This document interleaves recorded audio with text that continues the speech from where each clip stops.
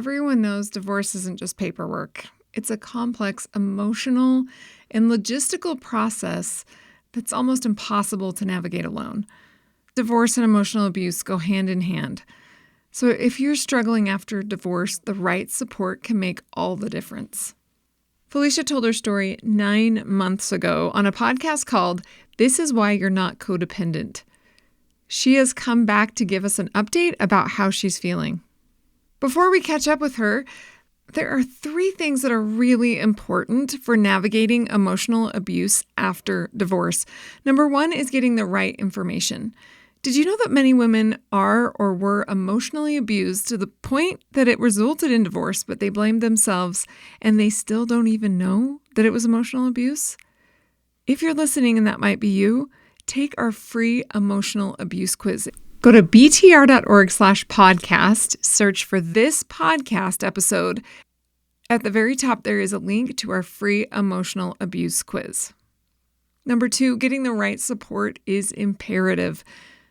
Women who attend our betrayal trauma recovery group sessions say it makes such a difference to know that they're not alone and they're not crazy. And number 3 is what you'll hear Felicia talk about today. It's having the right strategy. My meditations in the workshop helps women heal from the inside out, and then the strategies women learn in the Living Free workshop make all the difference. And you'll hear Felicia talk about how they improved her situation after divorce today. Welcome back, Felicia. Thank you so much. So 5 months ago, when I interviewed you, you were feeling rightfully very sad and frustrated because your community had turned against you and you felt very alone. Can you talk about what's happened in the months since you came on the podcast? At the time that I was about to get a divorce, I thought my whole community were supporting me. So it was like the bottom dropped out when I did get the divorce and my ex managed to turn everybody against me. And I had people calling me and telling me how awful I was. And I said before it was not happy for me to meet someone in the grocery store. It felt like, how could I be right and all these people be wrong? I felt like I had been in a safe place, like a really good place when I got the divorce. I felt really healthy. And then suddenly I started to question my health. And in Christianity, you learn you can't be the only right person. So you need your community to help tell you if you're wrong. If everybody says you're wrong, you probably are. And that just wasn't the case. I really had to find where I was and cheer myself on, because integrity is when you are right and have to stand alone. And that's actually what I was doing.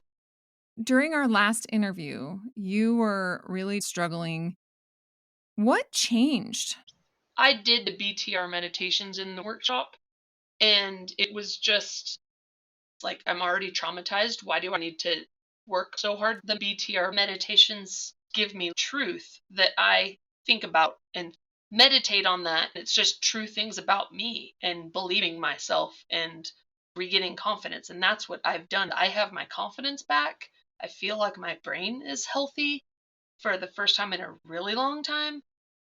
I have community now. I attribute a lot of the confidence I have from living free meditations and the truth that it led me to be my own best friend and know the truth about myself and stop second guessing myself based on how everybody's treating me. I first started playing the meditations while I went on a walk, and I would just think about the meditations as I walked, and they were all centered around the truth about who I am as a person. And they really helped me, because the thing that I needed the most was the truth in the meditations about who I am. And I didn't need to dig and try to change. It was right there for me. Yeah, I love that about the meditations, that women don't need to change or be anything different. Who they are right now is good enough, is exactly who they need to be. Women need to learn about how beautiful they already are. The only thing that needs to change is for them to realize the truth about themselves. Last time we talked, I wasn't that spunky about finding new friends because I was still just so upset that my other friends dropped me. And I just figured, why find new ones? It's just going to be like more fake. But what happened is I just kept going to this church, and it's really small, and they're like older women. And lately, I needed help legally because I'm fighting against my ex. I needed some people to write letters, and I've been going there a year now, and they know what's happened to me, and they're just really for me. Everything I want to do, they want to back me up on, and they have seen me be a mom, and they think I'm really good. And it wasn't until I needed these letters written that I realized I have so many people that are helping me at a time that I really need it. Whereas all my friends have always been out of convenience and then just conveniently dropped off when I needed help. I realized I still had lifelong friends that I just hadn't kept up with. And now I'm realizing how many people I have, but more importantly, the depth of support that they've brought me. When I interviewed you 9 months ago, you thought you had no one, but I'm gonna restate here and see if I'm hearing you correctly. Number 1, you didn't realize there were more people who supported you than you thought. But also maybe number 2, that a lot of those people who you were mourning the loss of. Yeah, I was in a time of when you're believing two realities. I know everyone was saying like they're not your real friends, but they felt so real. And then when the rubber hit the road, they weren't actually there at all. I was mad. I really wish that they would have not left me and supported my ex who was abusive, and they knew he was abusive, and they knew he was inauthentic, and they still left me. I don't want friends like that, but I really did want friends like that. They were my friends. Now I'm able to fully realize how unfriendly they were. Really my enemies. I call them my enemies now because they were really mean to me when I thought I had their support. So now I'm fully realizing who they were. I guess because I fully realize who I am and how I've only been trying to do the right thing. Not only did I not do anything wrong, I've been trying to do everything right and found myself, and I don't want them in my life, and they just happen to all be moving out of town now, which is awesome. I can't believe that happened. That is awesome. I had a neighbor I really did not like, and I actually put on my miracle board, which is like a vision board, that they move. I wrote on there that this family moves. And I walked out of my house one day and the for sale sign was in their front Oh yard. And my I was like, gosh. yes, I know, that's how I yes. feel. It was actually my pastor's wife that was like my best friend who chewed me out and like swore at me on the phone. And on the way to this interview, I just drove by your house and the for sale was at the end of her lane, just like you said. And I was like, yes. Just now? You just saw it? Yes, I just saw it now. Yes. I just found about all these people moving last week. I found out about all three of them moving on the same week. That is awesome. Yeah. That is awesome. I'm so happy for you. Yeah, I'm like, I can go to the store now and I have my local church all to myself without all these hateful people around me.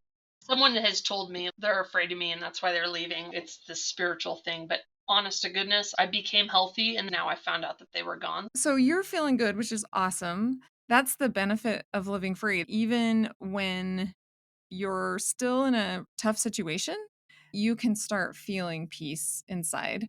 So you've struggled with his legal abuse since the divorce. Right after the divorce, he started suing you for all sorts of things. Yes. Since the divorce, he immediately started legal pursuit, and it was hard because his abuse was always hidden, and he got more aggressive, so my family got to see who he really was for themselves.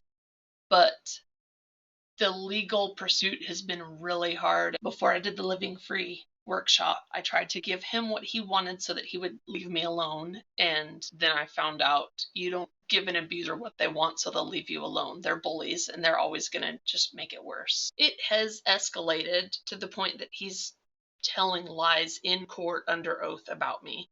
But what's good about it is anytime we've had a hearing and a trial is coming up, the judge has ruled in my favor. And I was just overlooking that because I was so scared and I feel so powerless. But the judge really surprised me this last time and ruled that we keep the child support the same, and I thought that he was totally going to drop it. And then my lawyer told me, do what's best for your family, and that's all you need to do. And when the judge asks you why you did something, you can tell him that you actually thought it was what was best for your family. And it was that statement that started to make me feel free again, because I was like, why do I need a lawyer to tell me to do what's right for my family? Why did I not feel like I could do that? But in this legal battle, I honestly felt like I don't even know if I can do what's right for my family, because of the gaslighting, to where they make you question if you're really doing something right. And when my lawyer said that, it made me realize, yeah, I can do what's right for my family. And then the excuse I will give will be that I thought it was right for my family. That's exactly what it was. You are trying to do the right thing. They are not trying to do the right thing. I'm so happy to hear that you have a good attorney and that you had a good ruling. That is very rare. Did you think 9 months ago that you would feel the way you feel now? Months ago, you told me it would get better, and you encouraged me to the point that I was like, oh my word, we could do an interview again and I could see if I could heal. I had a BTR coach talk to me at the very beginning and say, what do you want? And I actually said, I want to be a better mom and stop yelling at my kids. And I felt like that was totally unrelated to what I was going through.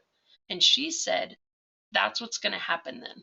And she started asking me, what do you want here? What do you want there? And I wanted these healthy things.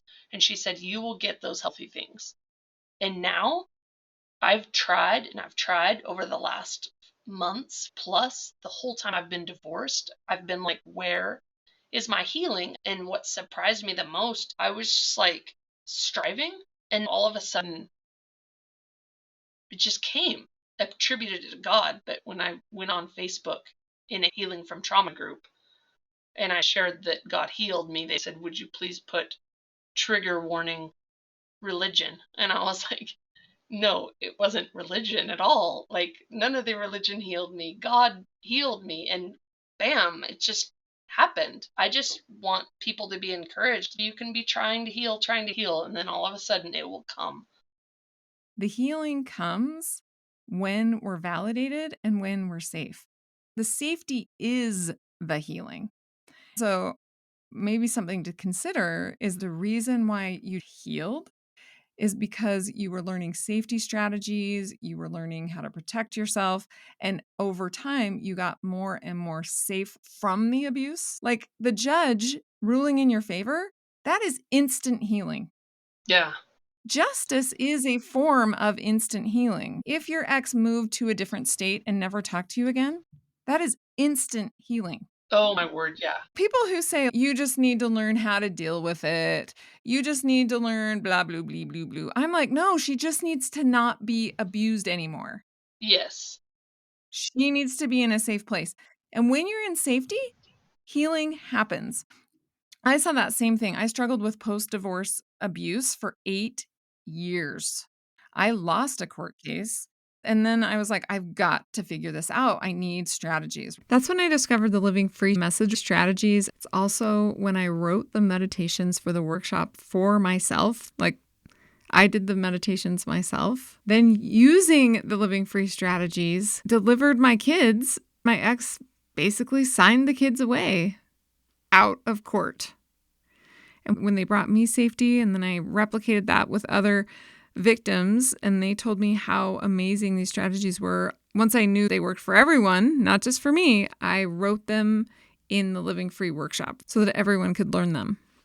When he signed the kids away, I was instantly healed. It was instant because we're not crazy. There's nothing wrong with us. We're just being abused. For women listening, if they're like, that's great, but that doesn't really help that it just comes. What am I supposed to do in the meantime? Exactly. Right? Let's talk about those things that you did in the meantime. You enrolled in Living Free. You did the meditations. Can you talk about the dance class? It's actually an app, and I'm just dancing every day. I always wanted to dance, like through my pregnancies and stuff, because it's so healthy, but I've never danced. So I just wanted to learn the different types of dancing, and I try to dance for 10 minutes a day. Everything little by little is helping. I'm on depression medication too. So part of me wants to be like, oh, it's just that. But no, I've been on depression medication before. It's not that. Actually, you know what I think happened? My ex always wanted me to think that everything was me. It was all me and I had to change and I had to become better. I talked in our last episode on how I thought I was a monster when I got married. I always thought everything was my fault, and that wasn't true. That abusive mindset where everything's my fault and it's all because of me is what he wanted me to think. And that's what he still wants me to think. But the good thing was, the healthier I got, the more distant we became. And that's exactly what's happening now. I found myself, so yeah, things are super hard still. Abuse is rampant. We have a trial coming up, but there is something about focusing on the truth. In the Living Free workshop, it talks about how these men are exploitative. So they want to exploit you. They don't want you to go away. They want you close so they can exploit you for energy. Your ex right now loves to play the victim in court. She's ruining me. She's doing this. And he feels court is a great place to showcase how you've wronged him.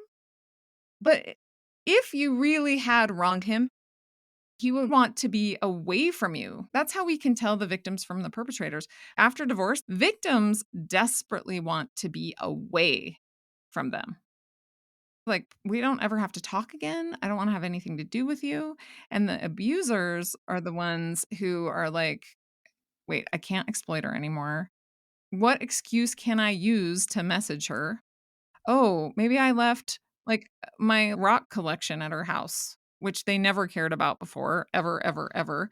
And then suddenly they're like, this is the most important thing to me and you took it from me when they just could have come and picked it up. So that exploitative character that they have is what keeps them around. So the living free strategies are how to be unexploitable, which does escalate them for a second because they're like, wait. I was using her for this and now I can't use her anymore. But then eventually there's nothing for them to hold on to.